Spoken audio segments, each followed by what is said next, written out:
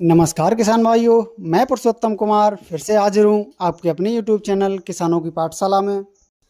किसान भाइयों, आज हम बात करेंगे कि जो हमारी धान की फसल है उसमें जिंक और सल्फर यानी कि जिंक सल्फेट के बारे में। यानी कि धान की फसल में जो भी हम जिंक सल्फेट लगाते हैं उसका क्या रोल रहता है, क्या महत्व है और कितना आवश्यक है हमारी धान की फसल के लिए जिंक सल्फेट।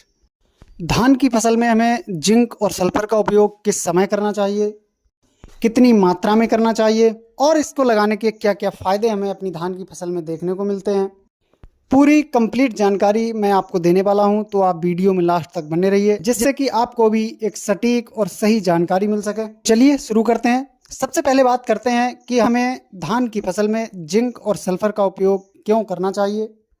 किसान भाइयों, जिस तरह से हमारी धान की फसल के लिए नाइट्रोजन, फास्फोरस और पोटास की सबसे अधिक मात्रा की ज़रूरत होती है, उसी प्रकार जिंक और सल्फर की आवश्यकता भी हमारी फसल के लिए बहुत ज़रूरी है। किसान भाइयों, धान की फसल एक कम अवधि की फसल है, यानी लगभग 130 से 140 दिन में पककर तैयार हो जाती है। और इसमें यदि किसी भी न्यूट्रिएंट की कमी रह जाती है, यानी हमारी फसल के लिए किसी भी पोषक तत्व की कमी रह जाती है, तो हमें अपनी फसल में जो उत्पादन हमें देखने को मिलता है उसमें काफ़ी कमी देखने को मिलती है। यानी हमारी फसल से हमें एक बेहतर उत्पादन नहीं मिल पाता है। तो आप इस बात का विशेष ध्यान रखें कि आपकी फसल में किसी भी तत्व की कमी ना रहे। यहाँ पर जैसे कि हम जिंक की बात करते हैं, किसान भाइयों, अगर हमारी धान की फसल में जिंक की कमी आ जाती है तो जो हमारी धान की फसल है उसमें हमें बहुत ही भयंकर रोग देखने को मिलता है, जिसको कहते हैं खैरा रोग। खैरा रोग एक धान का प्रमुख रोग है जो कि मुख्य रूप से जिंक की कमी के कारण होता है। आपको अपनी फसल में जिंक का उपयोग एक बार तो ज़रूर ही करना है। वहीं बात करते हैं सल्फर की। किसान भाइयों, यदि आपकी धान की फसल में सल्फर की कमी होती है तो इसकी कमी से भी आपको अपनी फसल में जो उत्पादन है उसमें कमी देखने को मिलेगी। शुरुआती अवस्था में जो टिलरिंग है यानी जो कल्लों की संख्या है वो भी कम देखने को मिलेगी।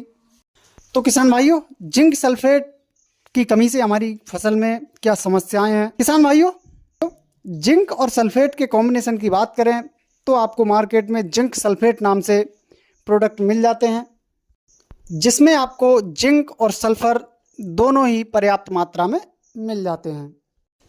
अब बात करें किसान भाइयों इसके लगाने के समय की, तो जब आप धान की रोपाई कर देते हैं तो और धान की रोपाई करने के बाद जो पहला खाद आप लगाते हैं उस पहले खाद में ही आप जिंक सल्फेट का इस्तेमाल कर सकते हैं।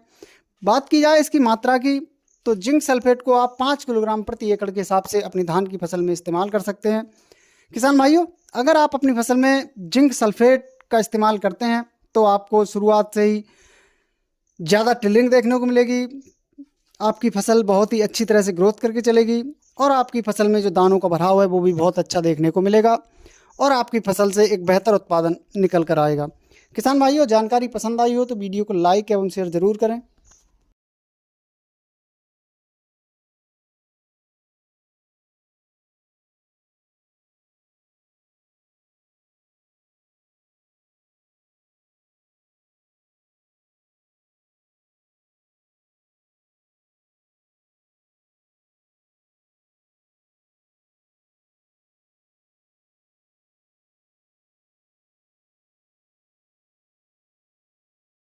और जो हमने खाद बताए हैं उनका इस्तेमाल करने से आपकी फसल शुरुआत से ही बहुत ही अच्छे से ग्रोथ करके चलेगी और फसल में कल्लों का फुटाव भी बहुत ही अच्छा देखने को मिलेगा। किसान भाइयों, जानकारी पसंद आई हो तो वीडियो को लाइक एवं शेयर ज़रूर करें।